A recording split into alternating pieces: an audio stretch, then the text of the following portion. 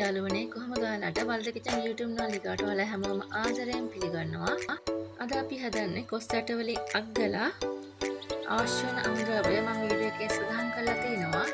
හරි අපි එහෙනම් බලමු කොහොමද හදන්නේ කියලා. ඊට කලින් මතක් කරන්න ඕනේ ඔයාලා තාමත් අපේ වලට කිචන් YouTube නාලිකාව subscribe කරලා නැත්නම් අමතක නොකර අපේ channel එක subscribe කරන් යන්න අමතක කරන්න එපා. මම මුලින්ම කරන්නේ කොස් ඇට ටික කබලේ දමා හොදින් බැද ගන්න එක. කොස් ඇට ටික ලිපේ ගින්දර අඩුවෙන් තබා ගන්න අමතක කරන්න එපා. කොස් ඇටේ නෙල්ල තනින් තන කළු පාට වෙනකම් හොදින් බැද ගන්න. කොස් ඇට බැදෙනකොට හොඳ සුවඳක් එනවා.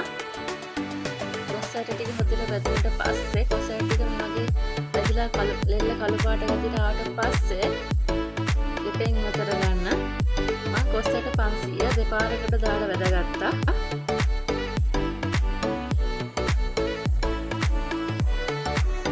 ඊට පස්සේ මම කොස් ඇට ටික හොදින් නිවෙන්න ඉඩ හැරියා.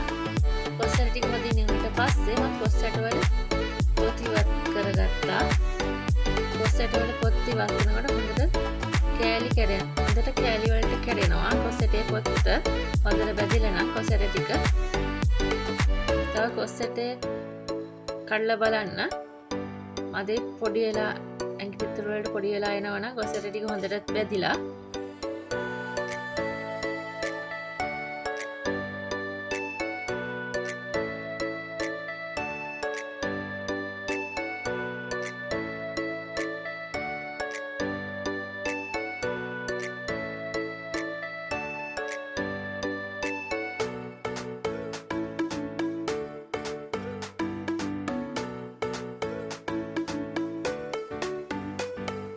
ඊට පස්සේ මම කරන්නේ කොස් ඇට ටික වංගෙඩියට දාලා කොටා ගන්න එක.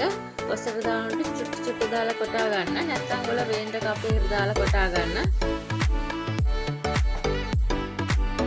කොස් ඇට ටික හොදින් කොටා ගන්න.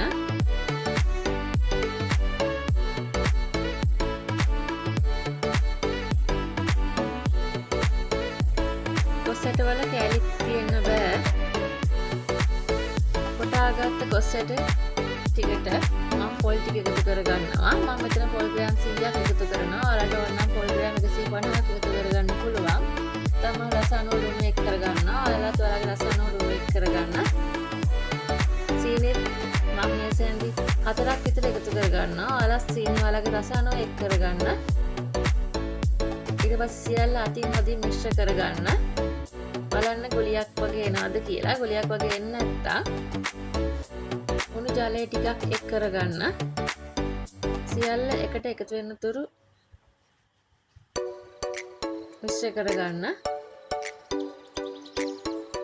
මිශ්‍රණයෙන් ගුලියක් සාදා ගන්න පුළුවන් වෙන තුරු ජලය එක් කරගන්න. ඊට පස්සේ තමන් කැමති ප්‍රමාණයේ ගුලි සාදා ගන්න.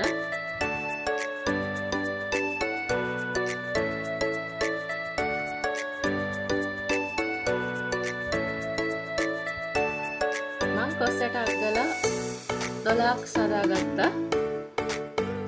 ඔයාලත් මේ වගේ කොස් ඇට අග්ගලා හදලා රස බලලා හොඳ නරක කියන්න අමතක කරන්න එපා. තවත් මේ වගේ රසවත් වීඩියෝ එකකින් මුණ ගැහෙන්න බලාපොරොත්තු වෙන්න. අද අපි මේ වීඩියෝ එක අවසන් කරනවා. ඔයාලා හැමෝටම සුබ දවසක්. ජය වේවා.